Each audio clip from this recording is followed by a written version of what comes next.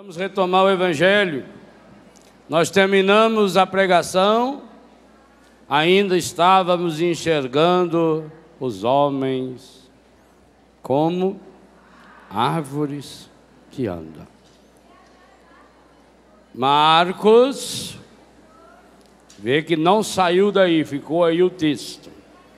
Capítulo 8, é bom deixar uma marca. Teve um lugar, um país que eu fui pregar, quando eu pedi para marcar a página, eles rasgaram.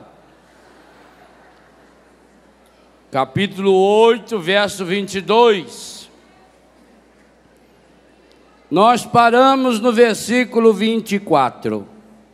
Jesus perguntou-lhe: vês alguma coisa? O cego levantou os olhos e respondeu: vejo os homens como árvores que andam. Em seguida, Jesus lhe impôs as mãos nos olhos e ele começou a ver. E ficou curado, de modo que via distintamente de longe.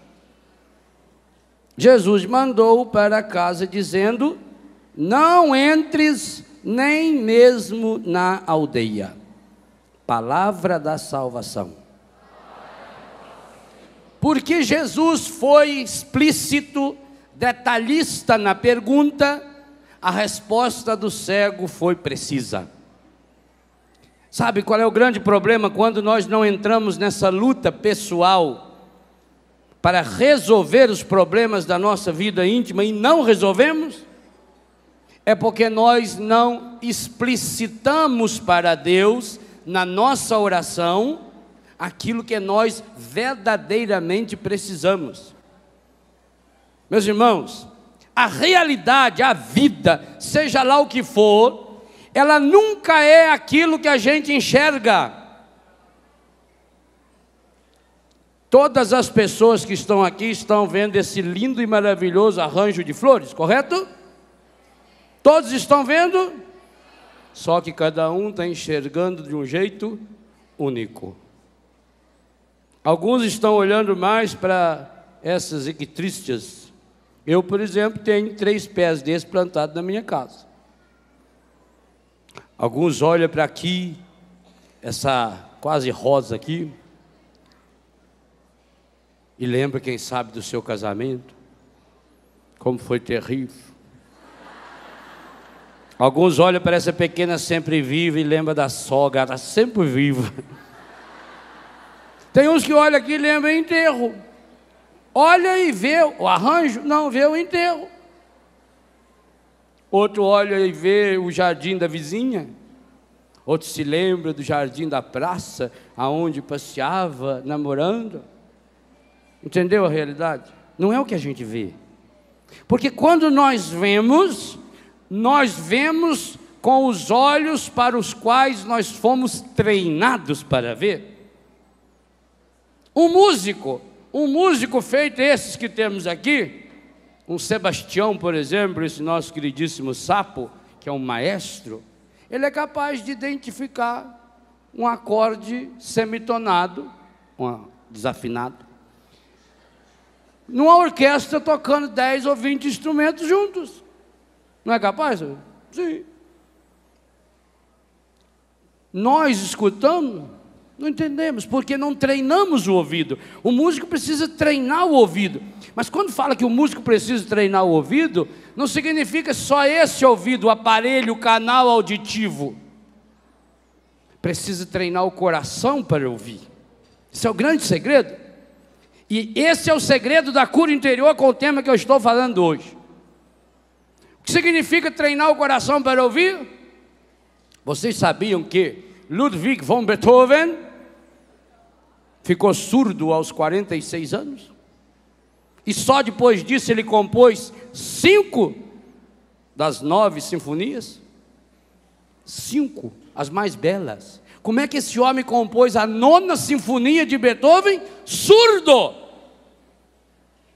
Música clássica!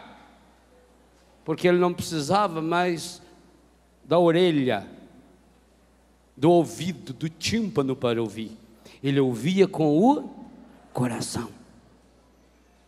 Paulo, quando reza aos Efésios, pede que o Pai ilumine os olhos do vosso coração. Está na sua Bíblia. O que significa iluminar os olhos do coração? Significa aquilo que a raposa falou para o pequeno príncipe: só se vê bem com o coração, o essencial é invisível aos olhos. Os olhos enxergam a aparência, os olhos enxergam a realidade. A pergunta de Jesus, ela é espetacular, porque ao perguntar, vês alguma coisa? Ao explicitar a pergunta, é como se Jesus estivesse falando, e Ele está falando, o que você está vendo, como você está vendo. E eu queria ensinar um segredo a você, um segredo precioso para essa luta pessoal, para resolver os problemas da sua vida íntima, sejam quais forem esses problemas. Nunca olhe para as coisas, nunca olhe para as pessoas.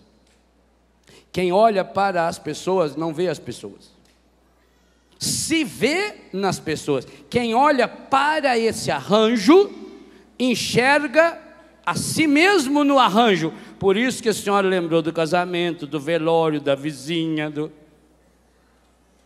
Quem olha para o arranjo não vê o arranjo, vê aquilo que está dentro de si, vê o arranjo como um espelho. O que esse arranjo fala para mim? Mesma coisa, quando nós olhamos para uma pessoa, nós não enxergamos a pessoa, nós nos enxergamos na pessoa. É um erro olhar para as pessoas, olhar para as coisas, olhar para os acontecimentos, porque esse para aí pode ser usado no duplo sentido. Ele para você nos acontecimentos. Quem olha para as coisas acaba parando nas coisas. Nós precisamos de uma grande graça, que Jesus está ensinando esse cego e está me ensinando você. Nós precisamos olhar através das coisas, através dos acontecimentos. Como eu preciso olhar através dessa lente. Essa lente corrige um defeito do meu olho. Por isso é que a parte de cima é para enxergar longe, a parte de baixo é para enxergar perto. Ela corrige. Assim, se eu colocasse imagine se quem fez o óculos lá, a fábrica, fizesse ao contrário. Fizesse, por exemplo, para a parte para eu enxergar perto em cima, e para eu enxergar longe para baixo. Então, quando eu ia enxergar longe, eu tinha que fazer assim. Ou que nem um colega nosso, um padre, para ler, ele tira o óculos, aí fica assim. Compra um óculos melhor, então não é. Toda vez que vai ler, ele tira o óculos. Então, para que usar o óculos, né? Imagina se fosse invertido. Então, a lente de um coração curado faz você olhar para as pessoas, para as coisas, para os acontecimentos, mas ver através das coisas, através dos acontecimentos, através das pessoas. Então, quando eu olho para algo negativo, quando eu olho para uma pessoa negativa, eu não paro na negatividade da pessoa, eu não paro no erro da pessoa, eu não paro nos meus problemas. O grande problema do problemocêntrico, que fecha-se, centraliza e fecha no problema, é que ele enxerga-se a partir do problema. Agora, quando eu olho através do problema, eu começo a me perguntar: o que Deus está me falando através dessas flores? O que Deus está me mostrando através dessas pessoas? O que Deus está me falando através dos acontecimentos da minha história? Sabe por quê? Que quando você relê a sua história, e você relê os acontecimentos negativos, porque quando você era pequeno, a mãe não deu comida, porque você apanhou do seu pai, ou porque você foi estuprado pelo seu avô, ou porque você foi isso ou aquilo. Quando você olha e para nesses acontecimentos, você se frustra. Vá num asilo de pessoas esquizofrênicas, vá num hospital de débeis mentais, e eles começam a contar o que aconteceu no passado. Eles não têm memória do presente. Essa é uma das doenças graves dessas pessoas. O presente não é: quem é você? Quem é você? E é capaz de te contar com os mínimos detalhes um acontecimento no ano de 1948, às 3 horas da tarde, embaixo daquela árvore, não é assim? Parou no acontecimento. Quem olha para, vírgula, para naquilo que olhou. Agora, quando eu olho através, eu pergunto: o que Deus está me ensinando? O que eu posso aprender com isso? Mais ainda, quando você entra nessa luta pessoal para resolver os problemas, você quer enxergá-los na ótica de Deus, na ótica de Jesus. Então eu pergunto: que desafio isso agora lança-se para mim? O que essa tribulação pode contribuir para que eu me transforme naquela pessoa para a qual eu fui criado e que não estou sendo? O que essa limitação... Gente, aliás, eu queria fazer um pedido aqui, o Ricardo, você que é da chefia, vê se é possível isso. Depois fala para o Eto, para a Luzia, para o Cristiano, para o padre. Vê se é possível a canção nova transmitir ao menos alguns momentos principais da próxima Paralimpíada. Nenhum canal de televisão mostra isso. Sabe por que não mostra? Porque uma mulher sem perna vai vender tênis. Não é? Não interessa. E o Brasil hoje já deve ir para 10 ou 12 medalhas de ouro. Eu inclusive quero pedir aqui publicamente a produção da minha tenda que traga esses para-atletas na minha tenda. Acho que eu até mereço pelo que eu já escrevi sobre eles. Nós precisamos olhar para essas pessoas e ver: poxa, eles não pararam. A Rosinha que é a menina que o caminhão torou a perna dela. Perdeu uma perna, o caminhão levou a perna, mas ela deixou que ele levasse só a perna. E agora, sem perna, ela foi a primeira brasileira a ganhar 2 medalhas de ouro. 2! Ontem uma daquelas meninas, a mais gordona, grandona, que não tem as 2 pernas, a vovozinha da turma com 40 e tantos anos lá dos atletas, ontem ela ganhou uma medalha do lançamento de disco lá, de quantos metros? Chorava, desesperada e emocionada de alegria, ouvindo o hino nacional, lá em Atenas. Não tem perna. O Clodoaldo já ganhou 3 medalhas de ouro e mais umas 2 de prata, ainda vem mais uma de bronze aí. Lá nos Estados Unidos teve um atleta com as 2 pernas, um nadador também, que ganhou 7 medalhas, saiu nos jornais do mundo inteiro. Pois o Brasil tem um sujeito que não tem perna e ganha o mesmo tanto de medalha. Ora, tem que mostrar essas coisas. E enquanto isso, você com 2 pernas, 2 braços, 2 olhos, 2 orelhas, 15 bocas, 50 nariz, uma língua de 1 quilômetro, fica reclamando: morre, filha da mãe! Está na hora de dar descarga. Eu queria ver a canção nova mostrando. Eu me candidato a ser repórter paralímpico. Eu vou lá entrevistar, eu vou lá. Eu fico fascinado com isso. Para mim isso tinha que ganhar as manchetes de todos os jornais. Que garra, que luta, de uma pessoa que não desistiu, e em Deus. Eu falei ontem para vocês, o Clodoaldo toma 8 ônibus por dia para treinar. 8 ônibus. E tem gente que, meu Deus do céu, para atravessar a rua é uma reclamação. Eu vejo gente que para atravessar a rua põe em risco a vida dos outros, porque ali tem um risquinho para atravessar a rua, né?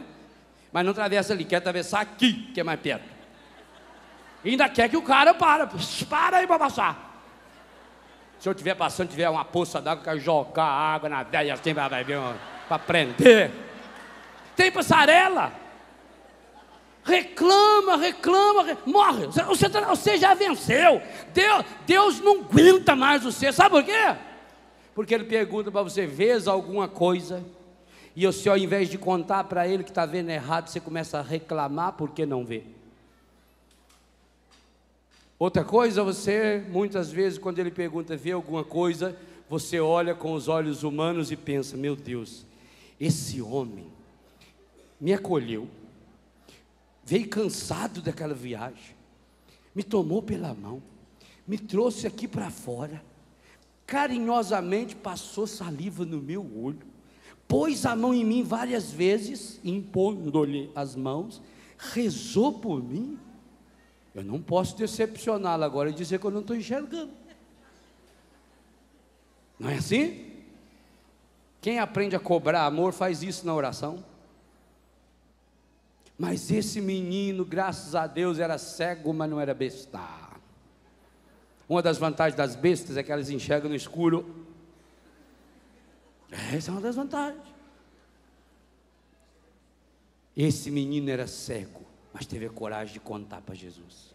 Vejo os homens, parecem árvores que andam.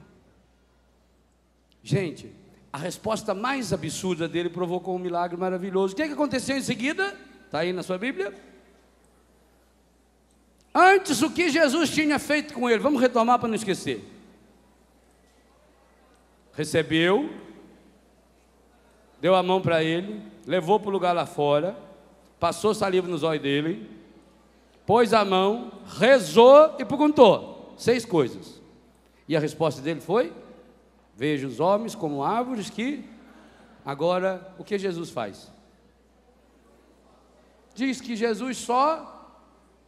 Não diz nem que rezou, diz. O que está escrito aí? Igualzinho, lê. Em seguida, Jesus impôs as mãos e perguntou. Nem diz que rezou. Mas não era hora de Jesus aí dar um chacoalhão para valer, dar um lava-cara nele.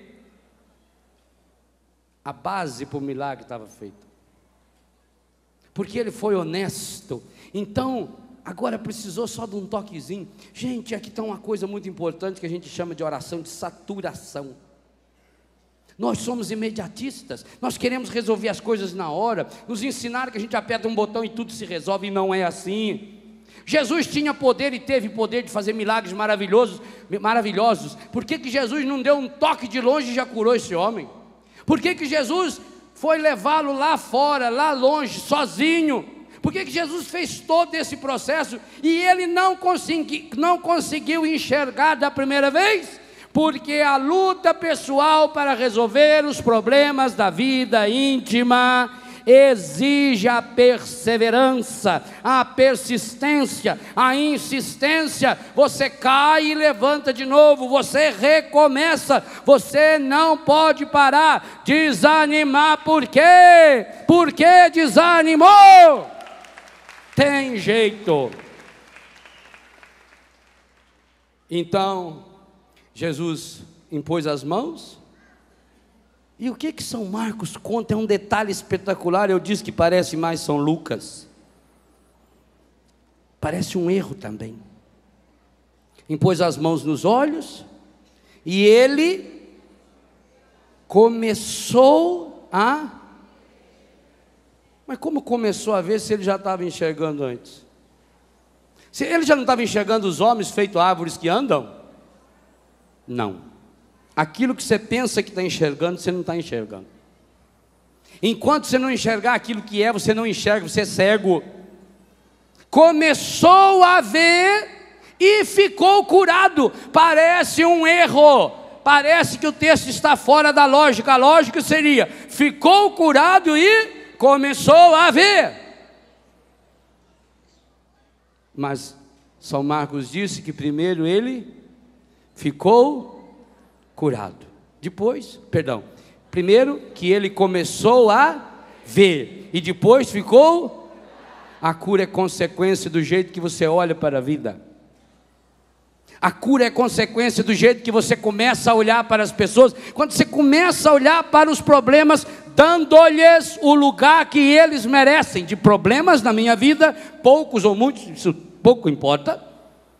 Na hora em que eu começo a olhar para as pessoas e começo a vê-las como pessoas, no lugar correto que elas têm na minha vida, separada de mim, mesmo que seja o meu filho, olha o umbigo dele, tem marca, está separado. Na hora em que eu começo a ver, bastou ele começar a ver para ele ficar curado. Mas continue lendo como está aí. De modo que via distintamente de longe. Sabe por quê? Porque só quando você se afasta, você consegue ver a realidade toda. Quando a gente se aproxima muito de uma realidade, a gente não a enxerga no seu contexto. E um texto fora do contexto vira pretexto. Olhe para a pessoa na sua história. Nós costumamos olhar para as pessoas e isolamos o momento. Nós fechamos a lente. Nós concentramos a visão do nosso coração naquele momento. E aí passamos a levar essa imagem para o outro. Fulano não vale nada, fulano fez isso, fez aquilo, e fez aquilo mais, aquilo mais, aquilo mais. Então eu não enxergo, eu não vejo distintamente. Para ver distintamente eu preciso me afastar. É por isso que nós precisamos nos afastar. Eu não acredito em cura interior de uma pessoa que não se afasta alguns minutos por dia, algumas horas por semana, alguns dias por ano. Não consigo. Está lá em Lucas 6,12, Jesus retirou-se para a montanha e passou ali a noite inteira em oração a Deus. Se Jesus, que era Jesus, precisava se retirar para a montanha para rezar, imagina eu e você. Retira, desliga-se, afasta-se. Você não é insubstituível.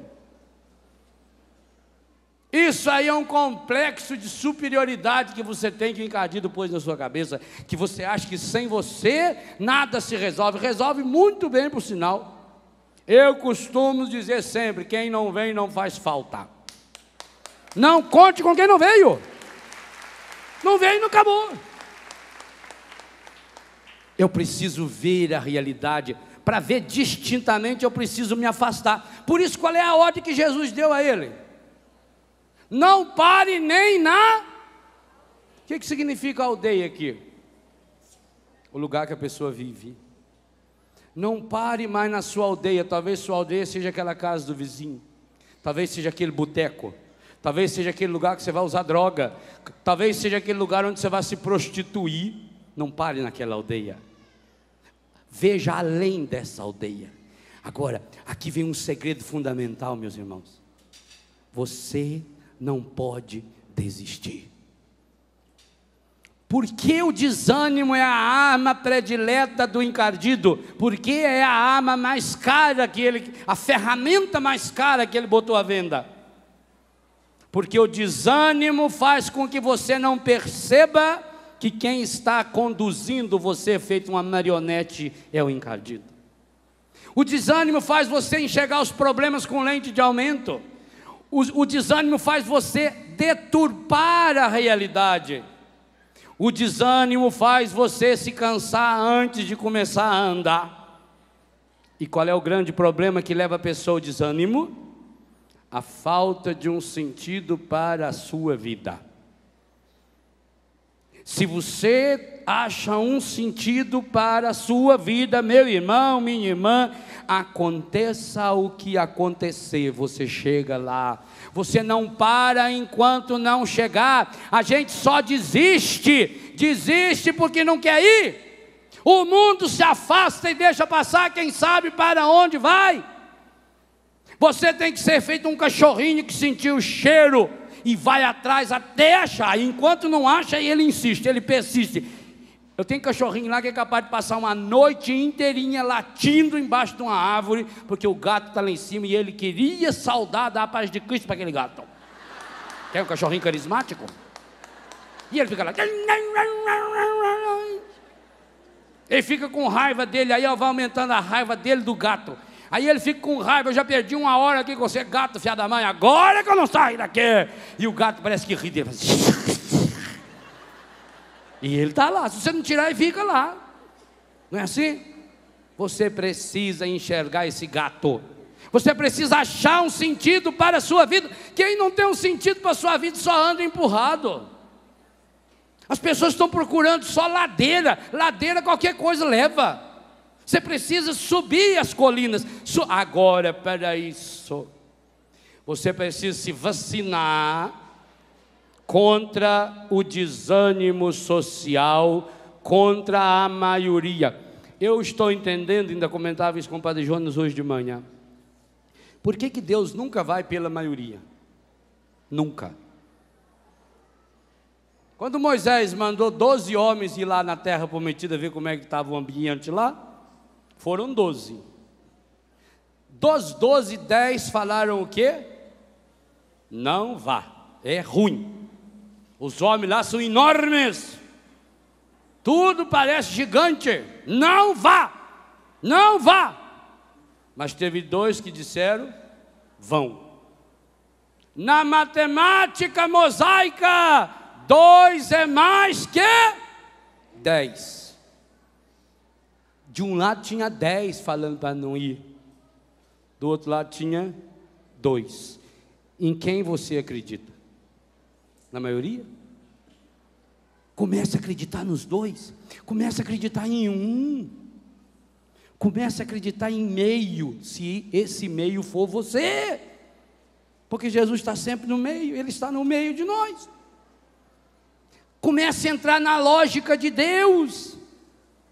É uma infinidade de problemas, mas as pessoas de Deus enxergam o que está além. Moisés atravessou o mar vermelho porque não olhou para o mar.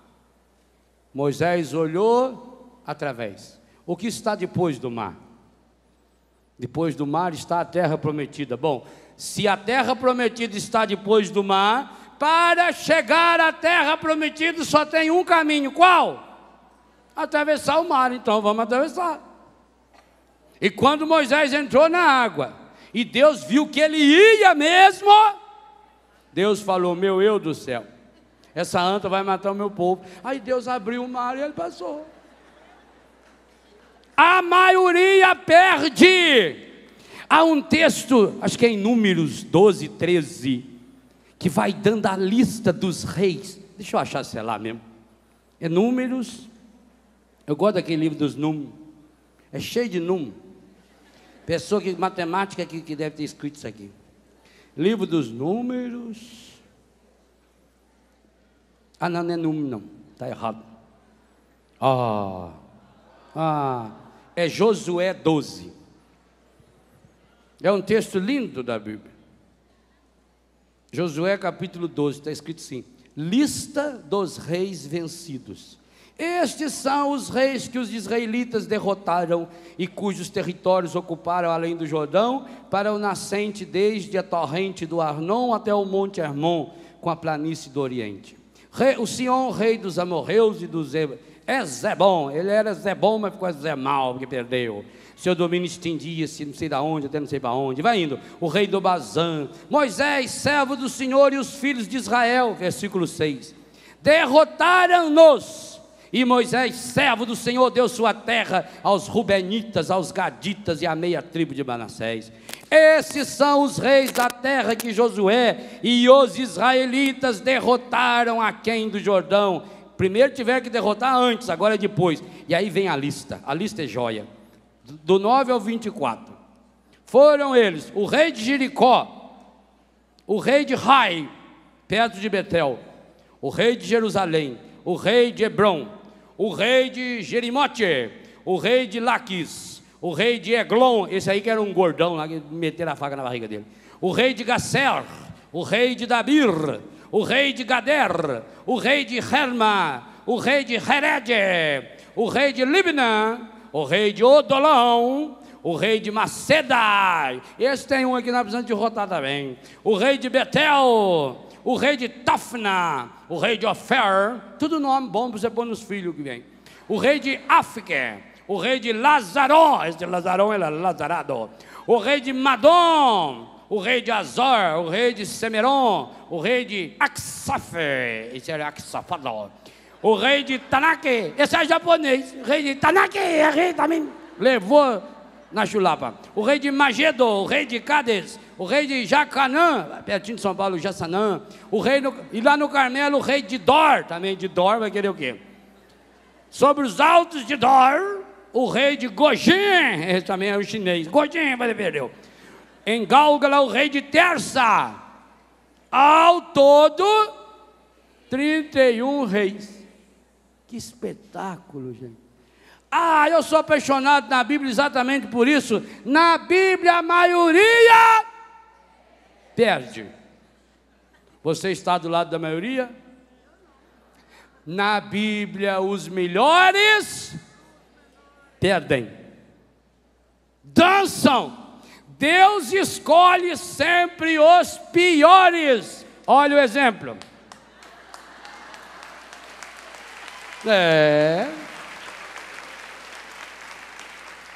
Deus escolhe. Leia o meu livro Corações Curados. Você é o melhor? Quem gosta do melhor mora no departamento inferior. Sabe por quê? Porque o melhor, quando se considera melhor, quando ele olha para os acontecimentos, não enxerga através, ele se enxerga. Por que que um jogador profissional de futebol erra um pênalti? Eu não erro pênalti. E nunca prestei para futebol. Eu, se fosse jogador de futebol, seria traumatizado. Que lá no Biguá nós íamos para o campinho jogar bola. O dono do campo e o dono da bola que dividiam os times. Eu sempre era o último. Ninguém queria eu. Eles ganhavam, eu vou com fulano, eu ciclano, e eu ficava por fim. Aí quando sobrava, e eu? Falei, e eu? O lado que você quiser. Eu fiz opção. Pois uma vez em Taubaté, o Padre Zezinho era goleiro, jogou a bola para mim, eu era na defesa. Eu vi aquele gol grandão na minha frente. Ah, não tive dúvida, metiu o pé. Xingou eu um monte. Gol contra? Ah, mas foi gol, interessa é que foi gol. Ora, né? Quem que falou que eu tenho que ser pro outro lado? Não, está mais perto aqui. Eu nunca prestei para jogar bola. Você tem que saber, você é bom para isso? Ótimo, os melhores sobram. Por que que um jogador de futebol profissional que joga em seleção da Copa do Mundo erra um pênalti? E erra de passar não sei quantos quilômetros. Em 86 o Brasil perdeu a Copa com a melhor seleção que já teve na história, com Sócrates e Zico e mais não sei quanto. Inclusive o Sócrates e o Zico erraram pênalti. Eu não erro. Por que eles erram um pênalti? Você pode ser que o goleiro dá sorte de pegar o pênalti, isso é outra história. Mas quando dá aquele... O Beckham esses dias lá meteu, lá em Portugal inclusive, meteu um chute na bola que fez 6 quilômetros longe do gol. Porque quando ele olha para a bola e para o gol, ele não vê a bola e o gol. A hora que ele está lá para chutar, a hora que vai se preparar, ele está enxergando as manchetes no jornal do dia seguinte. Pênalti define a Copa. Gol do fulano dá o título do hexacampeonato. Ele está enxergando todas as reações. Ele já viu a mãe dele chorando lá, emocionada. Ele vai enxergando tudo. E aí não enxerga o gol. Isso acontece comigo e com você também. Nós não olhamos através dos acontecimentos, nós ficamos olhando qual vai ser a reação das pessoas. Nós temos que mandar embora, eliminar dentro de nós um espírito de vidência que tem dentro da pessoa. A maior parte aqui acha que é meio vidente. Mulher olha para o marido e fica imaginando, o que será que ele está pensando? Para, você não é mãe, nem prima, nem tia de santo. Então abre uma barraca lá na feira, não sei das quantas. Vê se ganha dinheiro. Mas não fique tentando adivinhar. Ache um sentido para a sua vida. Eu conto essa história e várias outras no livro Experienciar Milagres. Era o aniversário do rei Dom Júlio Lemfers, e ele ia fazer 85 anos de idade, fazia 25 que ele era rei daquela região. Então os preparativos, as festas maravilhosas, os últimos 10 dias seriam dias de festa para a cidade inteira, e o último dia então era o grande dia. Vinham reis, rainhas, imperadores, até o Filipão veio de Portugal para participar da grande festa do aniversário do rei. E naquele dia, a competição mais esperada, a subida ao poste real. Dom Júlio mandou fazer um poste, um pau de sebo enorme, de 25 metros de altura. Comprou uma resina especial e mandou besuntar aquele poste com aquela resina. E quem ganhasse, quem conseguisse subir aquele poste, 25 metros, lá em cima tinha uma caixa enorme, toda cheia de desenho de comida e de dinheiro. Lá em cima estava a bagatela de $850 mil, em homenagem aos 85 anos de sua excelência, o rei.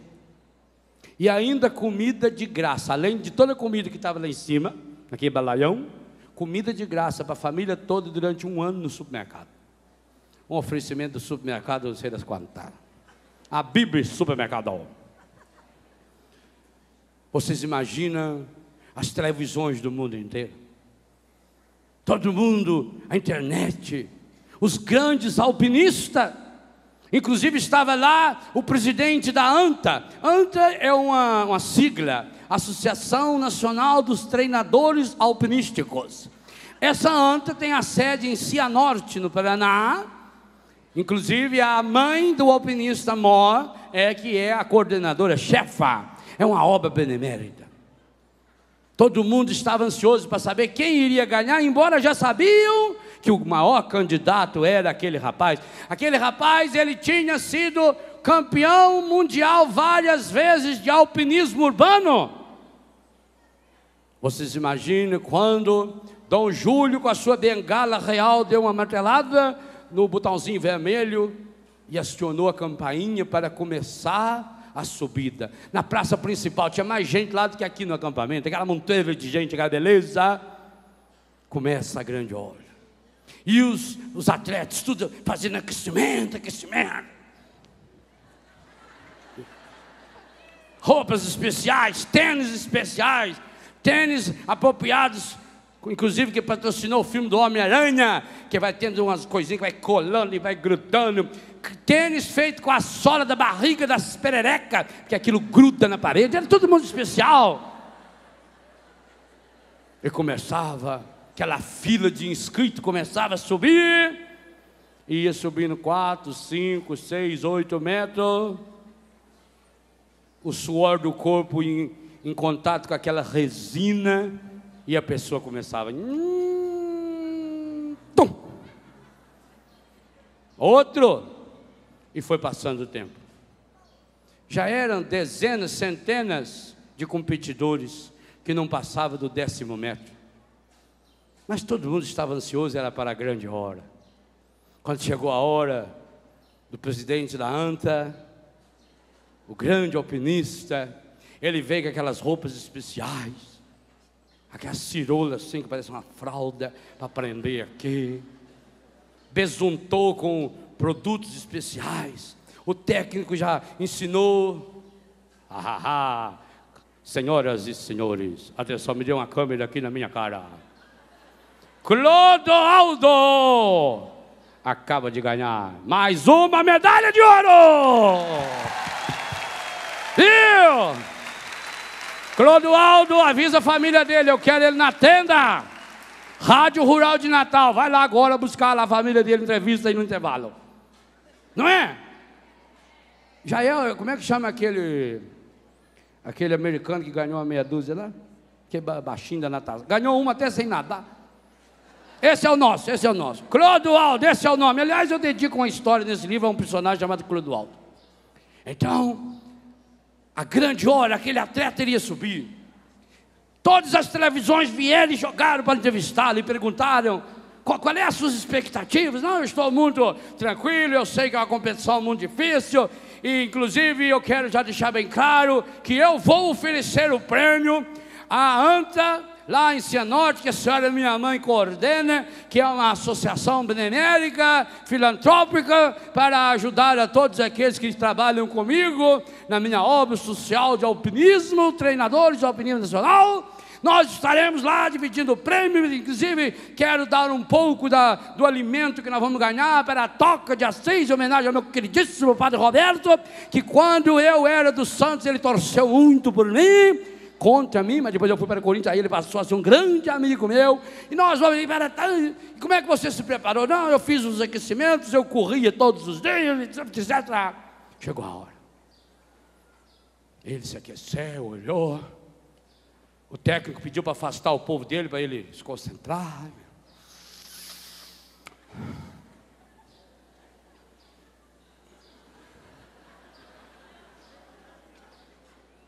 Fazer um pouco de yoga, concentrado, abraçou aquele poste real encebado, como se abraçava a Ana Paula Arósio, e começou a subir, o ângulo do queixo formando 92 graus, perpendicularmente ao diâmetro do poste, e ele foi subir.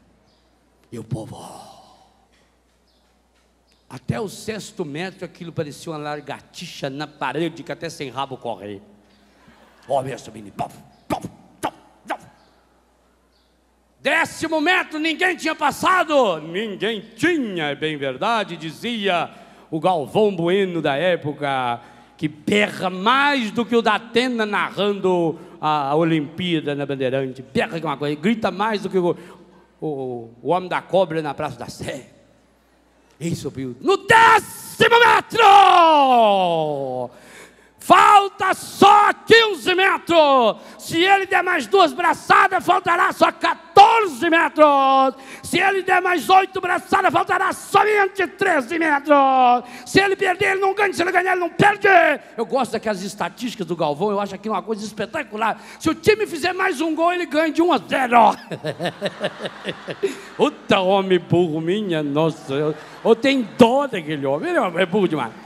Se fizer um gol, ganha. Se fizer um gol, tá 0-0. Se fizer um gol, ganha. É claro. Isso até eu sei, eu disse mesmo. Passou pelo 11º metro, 12º. Senhoras, observe a técnica. Como é que ele joga o contorno do braço direito, o muque dele direito, forma como se fosse um gancho no poste.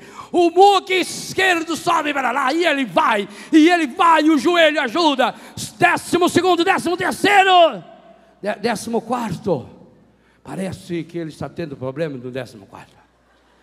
Parece que ele está patinando. A impressão que se tem, eu não estou vendo bem daqui, você, por favor, que está aí perto, olha, eu não estou vendo bem daqui das câmeras está parecendo que ele não está mais subindo, ele está cansado, ele está fatigado. Infelizmente parece que houve algum problema, e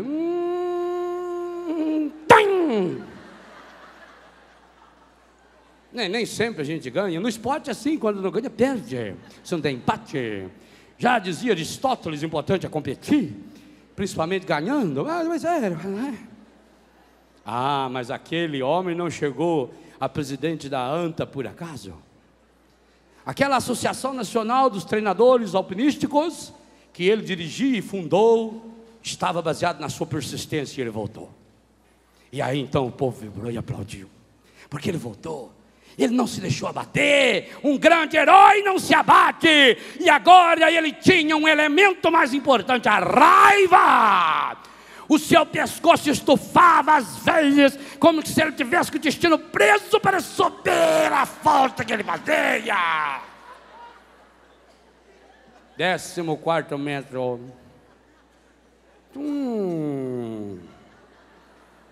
Aí ele ficou decepcionado.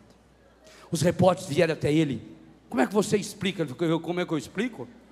Qualquer um sabe que esse rei é safado. Esse rei criou um poste real, um pau de sebo encebado, impossível de ser atingido ao seu topo. É por isso que ele ofereceu $150 mil.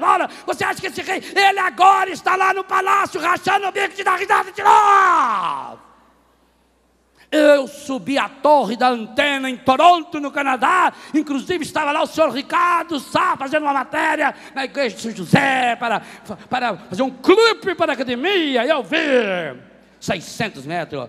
Eu subi as torres do World Trade Center no dia 10 de setembro de 2001. Ia subir de novo no dia seguinte, tive um pequeno problema e não subi.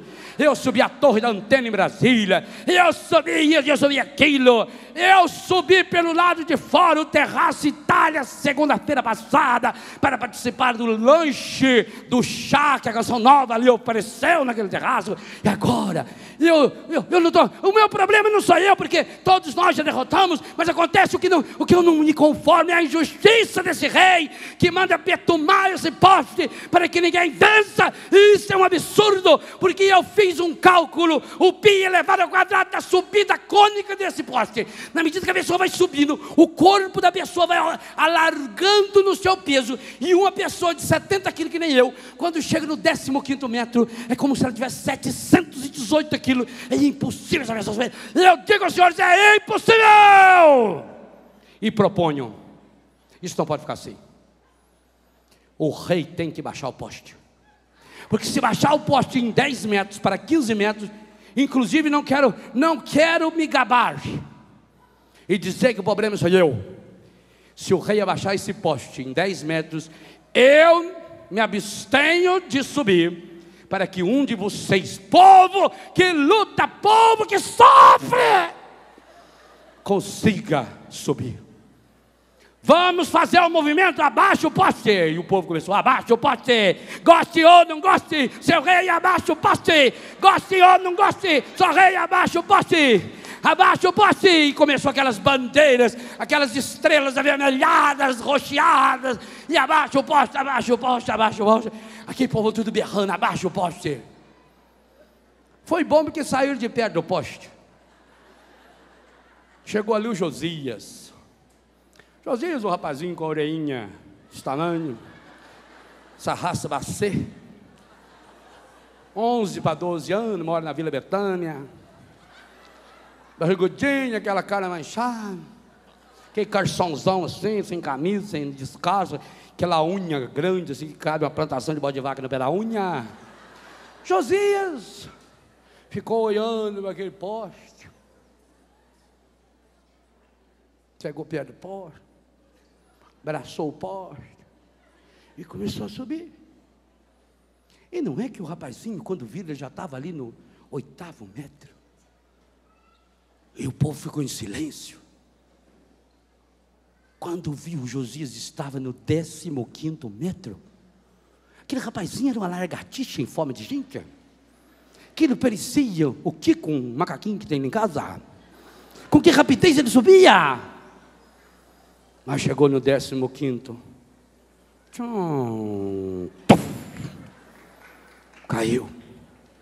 Caiu no chão aquele areião. E do que ele caiu, se levantou, começou a limpar aquela areia, o corpo dele sujo de suor, daquele betume. Ele olhou para o poste, deitou de novo na areia. Fez-se ali um Josias, a milanesa. E ele voltou para o poste. E o povo começou a gritar: desiste, não consegue, vai cair, desiste, desiste, desiste. E ele foi subindo.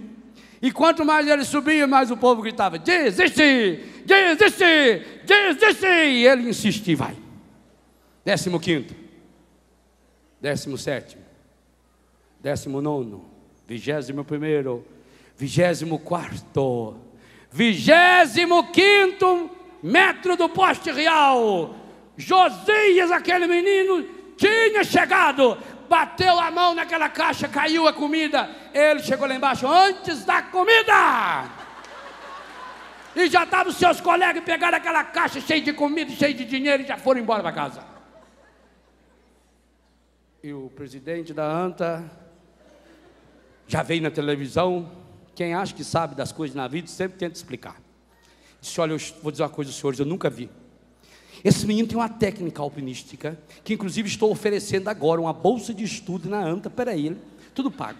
Porque esse menino, a capacidade que ele tem de jogar a perna direita, fazendo um arco comprimido com a perna esquerda, jogada na coluna, o movimento da sua cervical, perpendicular ao poste, nas paralelas do seu peito, o ângulo que ele consegue fazer com o queixo, fazendo com que o próprio queixo se torne uma alavanquinha, feito uma reta escavadeira. Esse rapazinho é fenomenal, e eu estou dizendo aqui aos senhores, e prometo, eu vou patrocinar esse menino, inclusive, eu quero descobrir aonde ele mora, porque eu quero fazer essa oferta agora. E foi o presidente da ANTA, com as televisões, foram tudo, facinho achar a casa dele. Casa de pobre fazendo festa é fácil da gente achar. Estava cheio de gente lá na favelona já, todo mundo comendo e bebendo, aquelas costelonas de vaca tocando flauta, e já limpa a mão no cabelo, é beleza. Chamaram o pai do rapazinho, o pai do rapazinho saiu lá, aquele sonzão igual do rapazinho, sem camelo. Quando viu aquele tanto de gente, falou: entra para dentro. O senhor, não sei se o senhor me conhece. Eu vi o senhor na televisão. Senhor, você quer aí? Eu vim falar mesmo. Olha, eu estou aqui porque eu estou encantado com o seu menino. Eu sou presidente da ANTA e gostaria de oferecer uma bolsa de estudo, porque eu fiquei impressionado. Eu queria saber qual é o segredo que esse menino tem, o que esse menino sabe de alpinismo. Falou: meu filho não come alpiste. Não, senhor. Não é alpiste, é alpinismo. Eu queria descobrir a técnica desse menino, quem treina esse menino, que menino fenomenal. O povo inteiro estava lá e viu a vitória desse rapazinho. Ele subiu, ele ganhou lá, trouxe comida para nós, tudo. Mas eu queria que o senhor me ensinasse foi a motivação fundamental que levou esse grande herói a subir no poste real. Porque motivação, eu não sei o que o senhor está falando. Qual é o segredo? Falou: o segredo, meu filho, o segredo é 2. Primeiro, fome. O senhor já passou fome na vida? Quando o meu rapazinho viu que tinha comida lá em cima, meu filho, isso aqui é a primeira refeição que nós comemos hoje. Falou que tem comida, ele é pior que o padre Fernando, ele vai mesmo. Sim, eu até concordo que a fome é um elemento motivador, intrínseco, que explicita um esforço ergométrico da pessoa. Mas o que mais me impressionou foi uma coisa: todos que estavam lá gritavam: desistam, desista. E aquele menino parece que não escutava. Parece não escutava mesmo. Esse menino teve a graça de Deus Nosso Senhor ter nascido surdo. Pois eu digo a você, para você não desistir, você precisa dessas 2 coisas. Primeiro, fome. Você precisa ter fome de Deus. O dia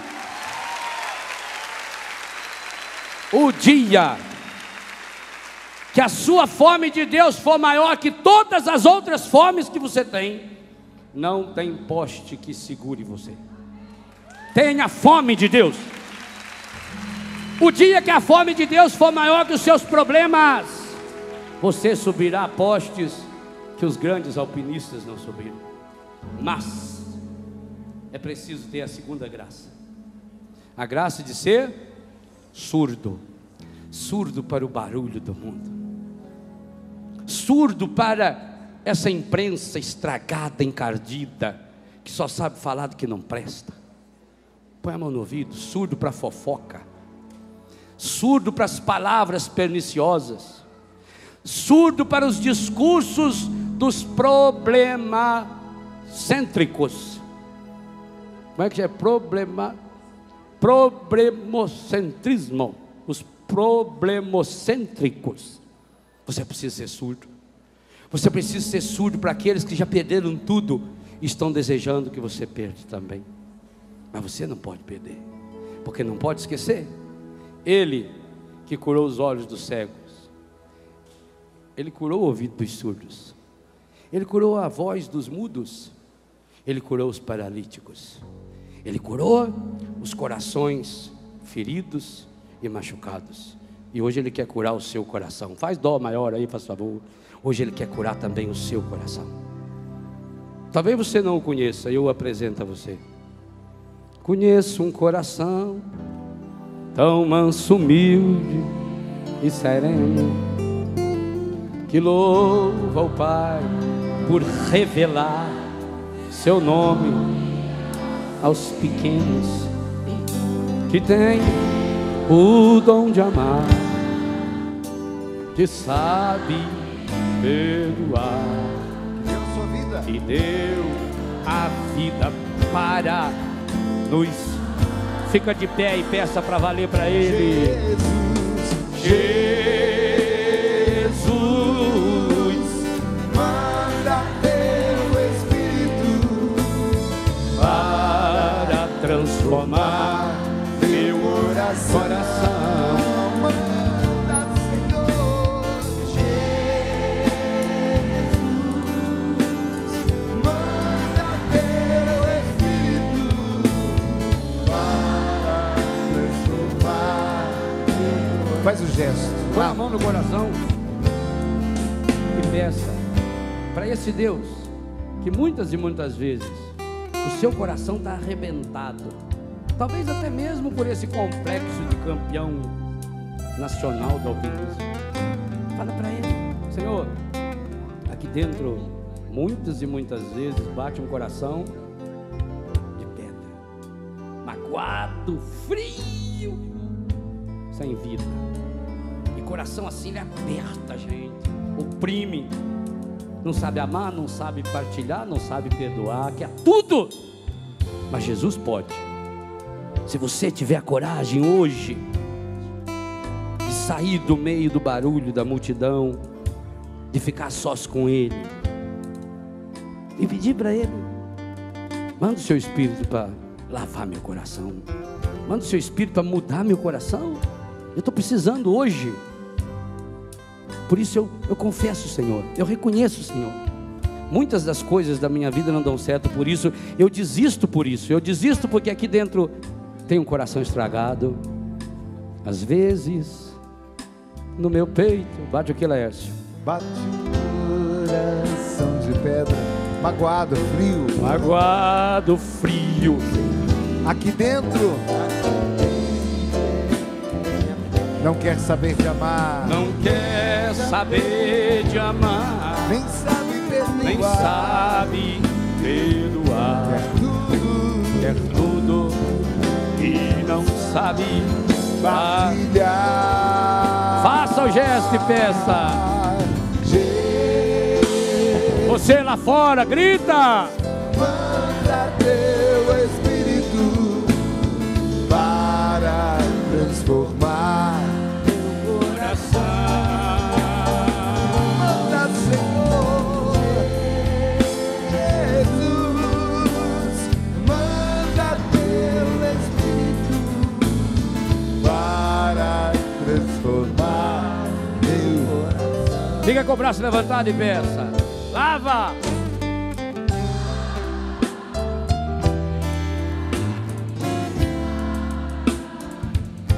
Serás o nosso Deus, e nós, respira fundo e diz: vai.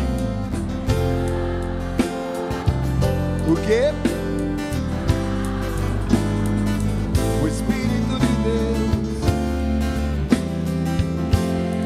nosso Senhor, Nós te pedimos. Quero ouvir mais forte. manda teu Espírito Que lindo. para transformar meu coração. Só quem precisa sabe pedir assim: Jesus, manda teu Espírito para transformar meu coração. Queria mandar a candaria, lararia, la malahalaria, xalamandaria, laria, la mandaria, la. O la mandaria, laria, la, ira. Queria la malahalaria, xalamandaria, la. Queria la malaria, candaria.